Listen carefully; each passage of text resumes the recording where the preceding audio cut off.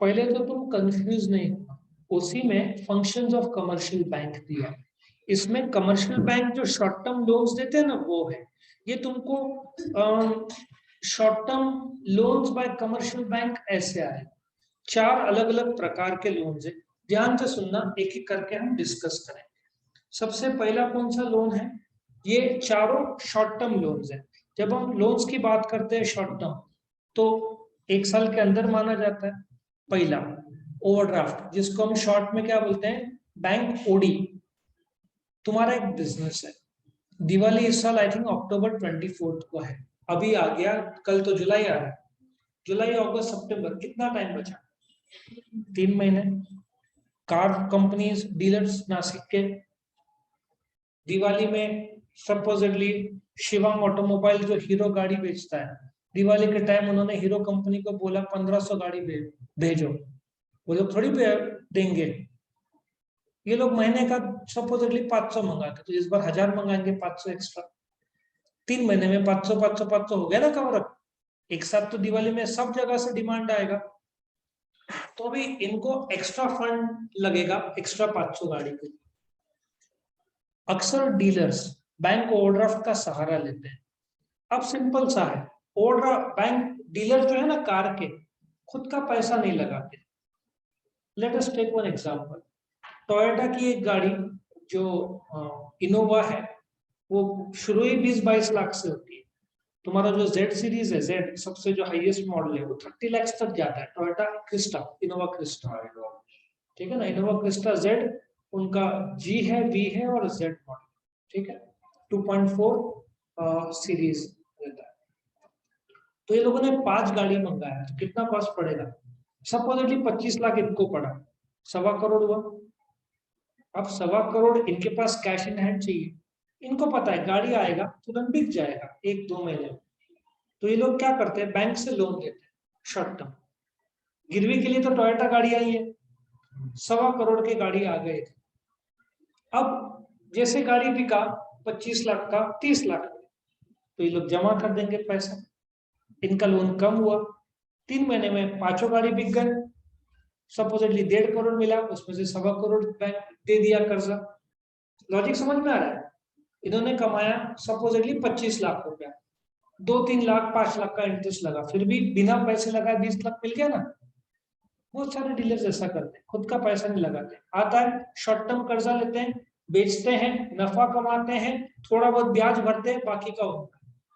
तो ये bank overdraft रहता है। अब ये बैंक ओवरड्राफ्ट वर्क कैसे करता है? सपोजिटली तुम्हारे अकाउंट में बैलेंस 0 है, तुमने टोयोटा के गाड़ियां खरीदी, टोयोटा को तो पैसा देना पड़ेगा। टोयोटा बिना एडवांस के गाड़ियां नहीं बेचता, वहां पे क्रेडिट सिस्टम नहीं चलता। मैं 1.25 करोड़ भेजूंगा टोयोटा को, उसके बाद 5 गाड़ियां आएंगी। पेट्रोल में भी बिना पैसा दिए गाड़ी नहीं आता पेट्रोल, ये सब एडवांस पेमेंट वाले सिस्टम है, क्रेडिट सिस्टम नहीं चलता है। अब तुम्हारे पास है नहीं, फिर भी तुम चेक दिए टोयोटा को 1.25 करोड़ का, बैंक उनको 1.25 करोड़ दे देगा और तुम्हारा बैलेंस कितना हो जाएगा? -1.25 करोड़। इसको बैंक ओवरड्राफ्ट बोलते हैं। तुम्हारा करंट अकाउंट का बैलेंस माइनस हो जाता है।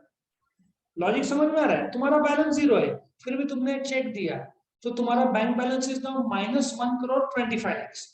इस 1.25 करोड़ में ब्याज लगेगा। अभी क्या होता है, तुमने ओवरड्राफ्ट फैसिलिटी नहीं दिया तो तुम्हारा चेक बाउंस हो जाएगा, चेक बाउंस हो जाएगा। तुमको पहले ही बैंक को अप्रोच करना पड़ेगा और बोलना पड़ेगा मेरे को ओवरड्राफ्ट फैसिलिटी चाहिए। बैंक बोलता है ठीक है, मैं तुमको 5 करोड़ का ओवरड्राफ्ट फैसिलिटी देता हूँ, ठीक है, 5 करोड़। हाँ, तो ओवरड्राफ्ट फैसिलिटी 5 करोड़ की है, मेरा बैलेंस अभी भी 0 है। अब जैसे क्रेडिट कार्ड का तुम्हारा लाख रुपए क्रेडिट कार्ड पता है ना, उसी में देखेंगे। 5 करोड़ का उन्होंने ओवरड्राफ्ट फैसिलिटी दिया है, वो कभी भी मैं क्लेम कर सकता हूँ, समझा? 5 करोड़ का उन्होंने बोला तो कर्जा कभी भी ले सकता है। अब मेरा करंट अकाउंट का बैलेंस 0 है, मैंने 1.25 करोड़ का चेक दिया Toyota, TKM, Toyota Kirloskar Motors को, तो मेरा जो बैलेंस है, जो 5 करोड़ का मुझे ओवरड्राफ्ट फैसिलिटी था, ब्याज 5 करोड़ पे लगेगा नहीं, ब्याज कितने पे लगेगा? 1.25 करोड़, क्योंकि ये मैंने कर्जा लिया है। मैं चेक दूंगा ऑटोमेटिक बैंक क्लियर करेगा क्योंकि बैंक ने ओवरड्राफ्ट फैसिलिटी दिया है। सो मेरा करंट अकाउंट विल शो -1.25। मैं 5 करोड़ का भी कर सकता हूँ, कोई प्रॉब्लम नहीं, लेकिन 5 करोड़ के ऊपर बैंक अलाउड नहीं करेगा क्योंकि लिमिट है। महिंद्रा एंड महिंद्रा इनको तो करोड़ों 100 करोड़ का होगा, है ना। अब बैंक ओवरड्राफ्ट फैसिलिटी देता कैसे है, तुम्हारा धंधा कितना है, बैंकिंग ट्रांजैक्शंस कैसे, उस पे से बना। छोटे मोटे लोग को 10 lakh 15 lakh, it all depends तुम्हारा व्यवहार और कमाई और ट्रांजैक्शंस कैसे है। 5 करोड़ पे ब्याज नहीं लगेगा, ब्याज किस पे लगेगा, जितना 1 करोड़ 25 लाख, और तुमको 50 लाख का चेक आया, तुमने जमा किया, तो 75 लाख पे फिर ब्याज लगेगा। लॉजिक समझ में आ रहा है। अराउंड 10 to 12%, 12% पकड़, अभी ब्याज बढ़ रहा है ना 12%। पिछले साल कम था, 9.5 तक आ गया था, लेकिन अभी वापस ब्याज बढ़ रहा है। 11 to 12 इजीली, 11 to 12 इजीली ब्याज रहे। लेकिन फिर वो लोग ऐसे ब्याज देते नहीं है, इतना बड़ा रकम है, वो लोग बोलेंगे तुम्हारा स्टॉक गिरवी रखो, स्टॉक स्टेटमेंट दो, तुमको वो देना पड़ता है, उसके बाद वो क्लियर, ऐसे थोड़ी क्लियर देंगे। कोई भी बैंक कर्जा देने से पहले पूरे सेफगार्ड करके लेता है, तुम्हारा पूरा डिटेल्स लेने के बाद। क्रेडिट कार्ड भी जब तुम अप्लाई करने जाओगे यंगस्टर, और तुमको 40-50 हजार का मिलेगा, फिर धीरे धीरे वो लोग बढ़ेंगे, 50,000, लाख, 2 लाख, 5 लाख, फिर 6 लाख, 7 लाख, ऐसे बढ़ते हैं। तो ओवरड्राफ्ट फैसिलिटी तुमको अगेंस्ट करंट अकाउंट मिलता है, समझ में आया। और रिपेमेंट जैसे 1.25 करोड़ माइनस है, 50 लाख जमा किया तो लोन बच जाएगा -70। जीरो भी कर सकते हैं, तुम्हारे पास बैंक में पैसा डाला तो दैट इज रिपेमेंट, जो बचा हुआ है उस पर ब्याज लगता है, हर रोज का ब्याज लागू होगा। और इंटरेस्ट रेट मैंने 12 बोला, लेकिन तुम्हारा बैंकिंग अच्छा रहा है तो हो सकता है तुमको 11 भी लग सकता है। आजकल सब बार्गेनिंग पे है, बार्गेनिंग सॉरी डिपेंड करता है कौन सा बैंक है और उसके पॉलिसीज क्या है। इफ HDFC ICICI उनका रेट बाकी बैंक से 0.5 to 1 ज्यादा ही होगा, पर उनका डिसबर्समेंट बहुत फास्ट होगा। नेशनलाइज्ड बैंक्स का रेट कम होगा, बट उनके लोन अमाउंट भी कम मिलेगा। HDFC जहां तेरे को 5 करोड़ देगा, SBI तेरे को 3 करोड़ देगा। और हो सकता है SBI का ब्याज 10.5 हो, HDFC का 11.5। अब ये लोग इंटरनेशनल, मतलब दुबई में भी है, बैंक ऑफ बड़ौदा था ही पहले से, उसका ब्रांच दुबई भी में मैंने देखा था, लेकिन उससे फर्क नहीं पड़ता नेशनल और इंटरनेशनल। तेरे धंधे में तेरे को शॉर्ट टर्म के लिए क्रेडिट चाहिए, वो दे रहे हैं कि नहीं वो इम्पोर्टेंट। हाँ, यदि तेरा 1.25 करोड़ का चेक दिया हुआ है टोयोटा का, एक कस्टमर ने 50 लाख दिया, तुमने बैंक में डाल दिया, तो -1.25 करोड़ से 50 कम हो जाएगा ना, लोन 75 हो जाएगा। तो ऐसे तो ओवरड्राफ्ट फैसिलिटी वर्क करता है कि तूने चेक दिया, बैलेंस माइनस हुआ, चेक आया, माइनस कम हो गया या जीरो हो गया। मैं तेरे को 2 करोड़ का चेक देता हूँ तो तेरा माइनस हट जाएगा और +75 हो जाएगा। एक बार रिलेशन बैंक से खराब हो गया तो फिर तेरे को इंटरेस्ट रेट तो बढ़ेगा ही बढ़ेगा, फ्यूचर में भी तेरे को फैसिलिटीज कम हो जाएंगे। टाइम फ्रेम नहीं, इतना आसान नहीं है वो, तू मिस इंटरप्रेट कर रहा है। वो वार्निंग होता है होम लोन का, तूने भी होम लोन का EMI नहीं भरा, तू शेयर्स में कंफ्यूज कर रहा है, वो कोर फीचर की बात कर रहा है। शेयर्स और इसका कोई संबंध नहीं। ये कैश, ये बैंक ओवरड्राफ्ट एक प्रकार का लोन है, शेयर्स तेरा ओनरशिप कैपिटल है, मैं बोरोड कैपिटल में है, और वो भी शॉर्ट टर्म की बात कर रहा हूँ, तो मिक्स कर रहा है। वार्निंग शेयर्स की जब की, तू मालिक है, मैं तेरे को कर्जा दे रहा हूँ तो तू क्रेडिटर हुआ, ओनर नहीं हुआ, मिक्स मत कर। वो एकदम बोलते ना, जमीन और आसमान का फर्क है दोनों कंसेप्ट, तो एकदम बड़ा। एक तो वो शेयर लॉन्ग टर्म है, ये लोन एक तो, और दूसरा भी शॉर्ट टर्म है, ठीक है। अगेन रेट ऑफ इंटरेस्ट तुम फाइट कर सकते हो कि हमारा रिपेमेंट अच्छा है, कम है।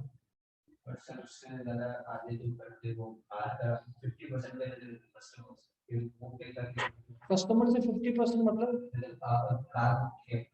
तो उसका पहले तो वो ओवरड्राफ्ट पे आएगा नहीं, वो हायर परचेस पे आएगा। तू यदि 6 लाख की कार खरीदता है, तू 2 लाख जो रहता है वो आधे देते, उसको नहीं बोलते, उसका टर्म है डाउन पेमेंट, वो डाउन पेमेंट होता है, बाकी 4 लाख पे हायर परचेज। लेकिन ये अपना हायर परचेज का टॉपिक नहीं है, वो लॉन्ग टर्म लोन हुआ कार का, 1 साल के ऊपर का हुआ, ये सब 3-6 महीने के अंदर तुम निपटा देते हो, ज्यादा से ज्यादा 1 साल। कार का इसमें संबंध नहीं आएगा ओवरड्राफ्ट, क्योंकि कार 5 से 6 साल के लिए लोग लोन लेते हैं, वो लॉन्ग टर्म है, और उसका ब्याज करीबन 9 9 9.5 के आसपास होगा। अगेन मैं जैसे बोल रहा हूँ 9 9:30, तुम 10 बैंक में जाओ तुमको 10 अलग रेट्स मिलेंगे। पूरा तुम्हारा सिविल बेस्ड है। सिविल पता है ना, अभी शॉर्ट में बता रहा हूँ। सिविल एक गवर्नमेंट का है कि तुम्हारे previous track, repayment record, cheque bounce किए कि नहीं, सब उसमें आ जाता है। सिविल अच्छा रहेगा तो लोन तुमको सस्ते में मिलता है। ज्यादा नहीं, एक भी बाउंस हो मर जाएगा वो आदमी। अरे एक भी चेक बाउंस हुआ और तुमने नहीं किया तो अरेस्ट हो सकता है। वो section 138 negotiable instruments act 1881। Cheque bounce करना मतलब तुम अपने जिंदगी के साथ खेलना। तेरे को कोई बैंक जिंदगी में कर्जा नहीं देगा। एक भी चेक बाउंस हो गया तो सिविल में आ गया, तुमको एक कर्जा नहीं मिलना। भूल कर भी चेक बाउंस कर, मैं जब भी चेक देता हूँ ना, मैं कम से कम 4-5 गुना बैलेंस रखता हूँ। चेक बाउंस मतलब बहुत खतरनाक चीज है आज की तारीख में। तुम्हारा नाम खराब हुआ, लोगों को पता नहीं चलता, लेकिन तुम्हारा सिविल में खराब दिखता है। सिविल में खराब मतलब कर्जा तुमको आसानी से नहीं मिलता। नियत, बैंक नियत देखता है रिपेमेंट। चेक बाउंसिंग मतलब तुम्हारा बैंकिंग अच्छा नहीं। इफ तेरे को होम लोन लेना है और तेरा प्रीवियस ट्रैक रिकॉर्ड अच्छा है, तेरे को लोएस्ट रेट मिलेगा। इफ तेरा ट्रैक रिकॉर्ड अच्छा नहीं है और तेरे को लोन चाहिए चाहिए, 6.8 तेरा ट्रैक रिकॉर्ड अच्छा है, वरना तेरे को 9-10 ऐसे ऑफर होगा। और तेरे को नहीं दे रहा है कोई बैंक, प्राइवेट बैंक में जाएगा। जो बैंक तेरे को 6.87 लगा रहा था, तेरे को कोऑपरेटिव बैंक, छोटे मोटे बैंक 14% लगाएंगे, डबल रेट। ऐसा हो जाता है। तो चेक बाउंसिंग भूल जा। एक भी चेक बाउंस हुआ तो बैंक बच जाती है। उसने केस कर दिया, नाम खराब हुआ, पुलिस केस हो सकता है। चेक बाउंसिंग भूलकर भी नहीं करने का। चेक बाउंसिंग आज के तारीख में नाम भी खराब होता है, धोखा भी होता है।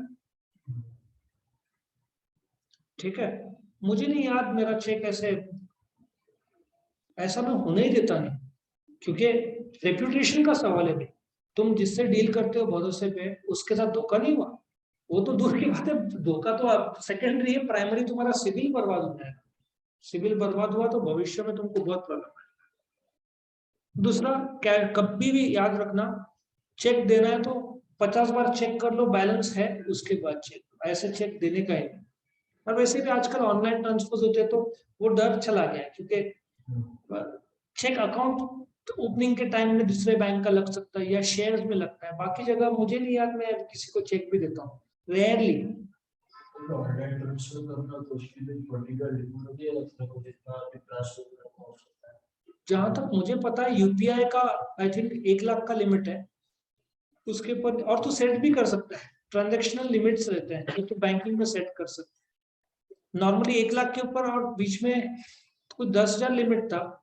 लेकिन लिमिट तेरा कौन सा बैंक का कार्ड है उसके हिसाब से भी तय होता है। बैंक्स में एचडीएफसी का बैंक रहा और तेरा अकाउंट हायर एंड का रहेगा तो लाख रुपए का लिमिट होगा।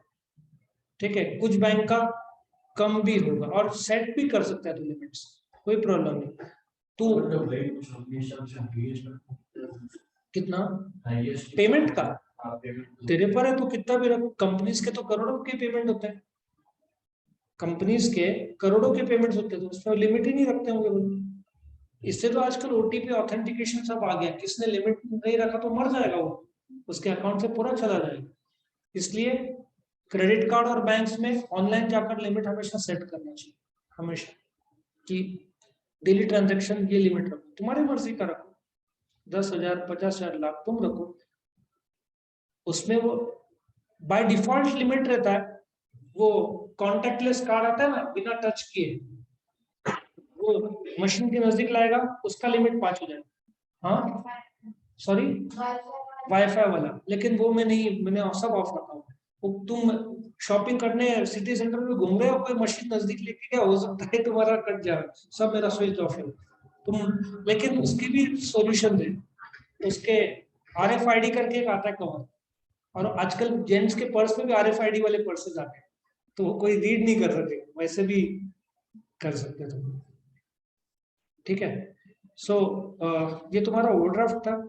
कैश क्रेडिट, अगेन तुम्हारा अकाउंट बैंक में नहीं है पर तुमने अप्रोच किया, तो तुमको कैश क्रेडिट ओवरड्राफ्ट की तरह ही है, लेकिन सिर्फ फर्क है कि तुमको कैश लोन मिलता है।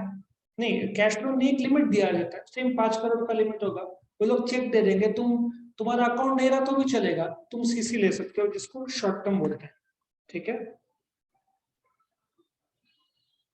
एक सेकेंड।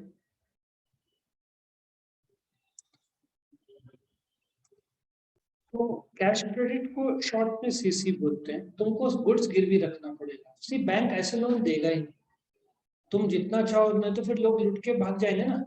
तो तुमको अपने स्टॉक स्टेटमेंट देने पड़ते हैं, गिरवी रखना पड़ता है।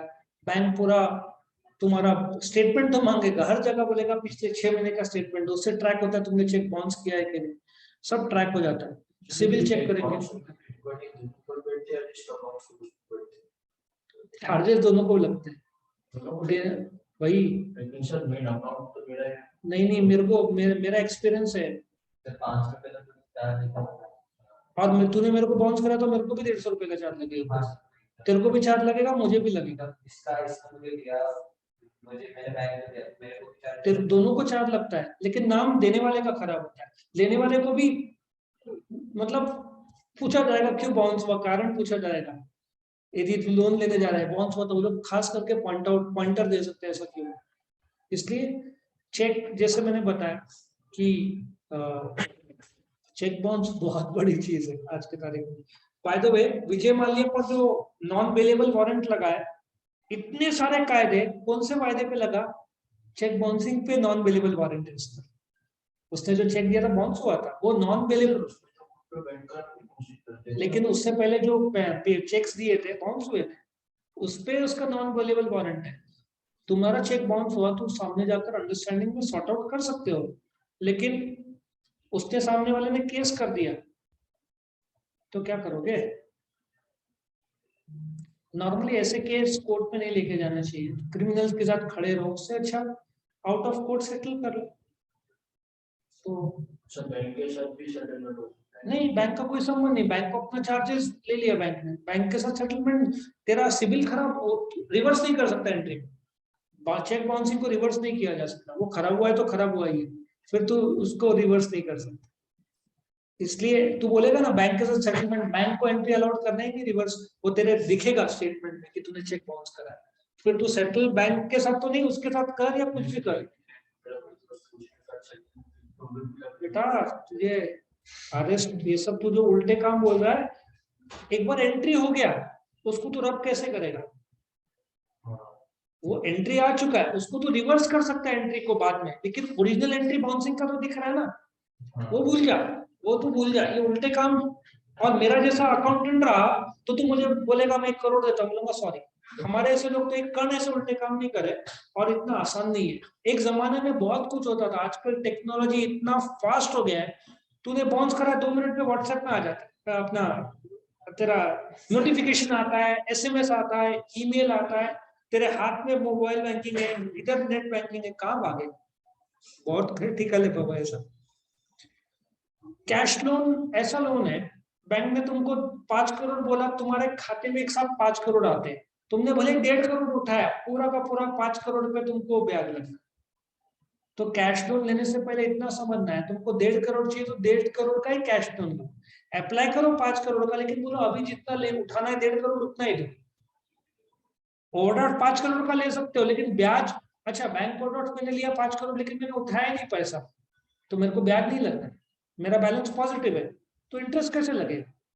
लेकिन कैश लोन मेरे खाते में ट्रांसफर हो गया है लोन, तो फिर इंटरेस्ट डे 1 वो ऐसे भी पड़ा रहेगा, तो ब्याज चालू रहेगा। तो कैश लोन लेने से पहले पहले चेक करो कि तुमको कितना चाहिए, 1.5 करोड़ चाहिए और 5 करोड़ लेना गलत होगा।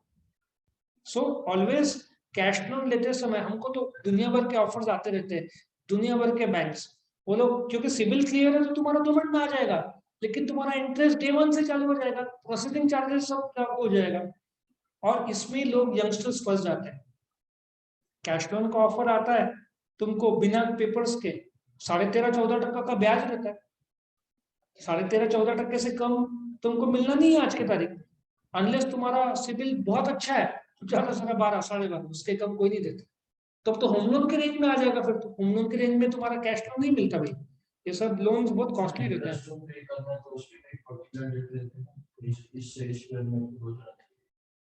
तेरा बैंक कौन सा टाइप का लोन है? होम लोन रहेगा तो तेरा हर महीना ईएमआई हिट करेगा 1 तारीख को, नॉर्मली 10th रहता है। अगेन 10, 15, 20, 25 ऐसे तारीख रहते हैं जहां पे हिट करता है। क्रेडिट कार्ड है तो मंथ एंड हो सकता है, एचडीएफसी का, एसबीआई का तो 15 जुलाई हो सकता है, किसी का 10, सबके अलग अलग डेट्स रहते हैं। वो तेरा चॉइस है, तू कौन सा डेट लेता है। तू बोल सकता है मेरा ईएमआई मेरा 7 को पगार होता है, 10 को काट, तेरे पर है, ऑप्शन सिर्फ को देता है बैंक कौन सा चाहिए। कुछ लोग 1 बोलते हैं, कुछ लोग 10 बोलते हैं, कुछ लोग होम लोन में ऑप्शन रहता है। तेरा सिबिल बर्बाद हो जाएगा बेटा। इंटरेस्ट तू एक भी ईएमआई क्रैश नहीं होना चाहिए, तू डिले कर, बैंक को मजा आ जाएगा, बैंक को चार्जेस मिलेंगे, तेरा सिबिल खराब होएगा, तेरे को भविष्य लोन मिलेगा नहीं, और मिलेगा तो ज्यादा रेट ऑफ इंटरेस्ट। ईएमआई भी बाउंस नहीं करना चाहिए। ये सब सिबिल इतना स्ट्रांग हो गया ना, इसलिए आजकल जो तुम्हारे से पेरेंट जो स्ट्रांग है कि ठीक से पेमेंट करे, उनको बहुत सारे लोन के ऑफर आते होंगे, लेकिन एक भी ईएमआई बाउंस किया तो भूल जाओ, भविष्य में लोन आसान है। एक ईएमआई बाउंस किया तो समझ लो तुमको 50 लाख चाहिए तो 20 लाख देगा, 6% का 12.5% वो देगा। एक ईएमआई बाउंस किया तो वाट लग जाएगी। तो ये सब में पढ़ने का ही नहीं। तो कैश लोन लेना है तो लो, लेकिन ईएमआई मंथली ईएमआई पे ले रहे हैं तो एक भी ईएमआई होने का नहीं, नाम खराब होता है और सिबिल बर्बाद होता है।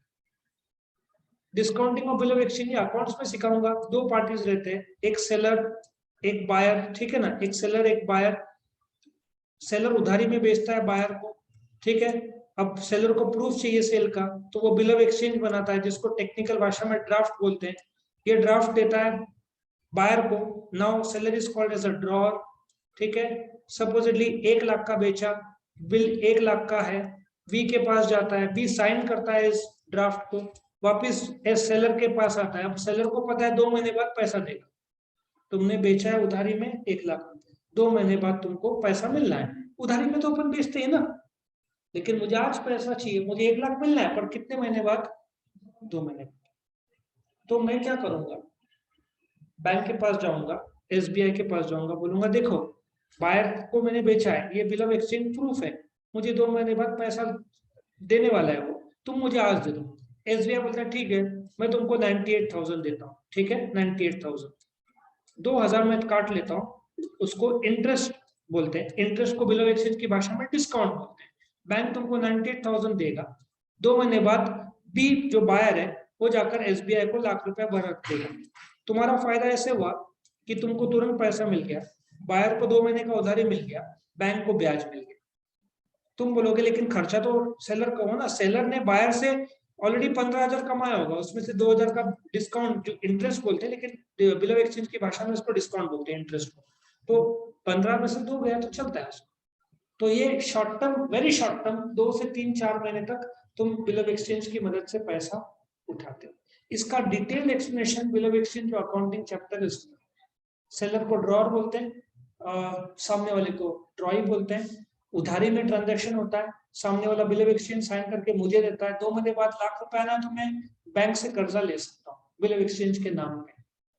अगेन तुम बोलोगे नकली, बैंक को तुम्हारे ट्रांजैक्शन पता है, तुम कैसे बैंक, आजकल आर्टिफिशियल इंटेलिजेंस सब आ चुका है, तुम कहाँ जाओगे, तुम्हारा ट्रैक रिकॉर्ड पूरा होगा। सो तुम्हारा 7 साल पहले तुमने वो टाइमली पे किया होगा लोन, उसका फायदा तुमको आज भी होता है। तुमको एक लोन चाहिए, 7 साल पहले तुमने बहुत सही पे किया था टाइमली, तुरंत वो तुमको बेनिफिट दे। तो डिस्काउंटिंग भी बैंक तुम्हारा स्टेटमेंट देखकर, बैंक को पता रहता है तुम कैसे कहाँ जाएगा। बैंक धंधे पैसे में, तुम्हारे बैंक स्टेटमेंट से ही पता चलता है। अच्छा तुम्हारा बैंक में 50,000 है 2 महीना तक, बैंक को पता है इसको गरज नहीं है पैसे की, इसको ब्याज कम लगाओ, क्योंकि जब 2 महीने रख सकता है, क्योंकि लोग विड्रॉ करते हैं ना पैसे चाहिए, तो ये बंदा विड्रॉ ही नहीं कर रहा है, इसका मतलब ये फाइनेंशियली स्ट्रांग है। ये सब मीनिंग निकलता है, ये सब बैंकिंग वाले तो यही तो करते हैं, तुम्हारा स्टेटमेंट देखकर रीड करते हैं, और जो बार बार निकल रहा है मतलब उसका फाइनेंशियल इतना स्ट्रांग है, तो उसको गरज है, तो हो सकता है इंटरेस्ट ज्यादा लगा उसको। ये सब बैंक का हथियार है। तो ये तुम्हारा शॉर्ट टर्म, ठीक है। चलो इसको याद करने के लिए मैंने एक टेक्निक बनाया था, टाइप्स ऑफ बैंक क्रेडिट देख लेना, एक इसी तो जरूरत नहीं है। ओवरड्राफ्ट, एक घोड़ा और गधा, एक घोड़े के ऊपर गधा बैठा है ओवर, उसके ऊपर बैठी रहती है कैट।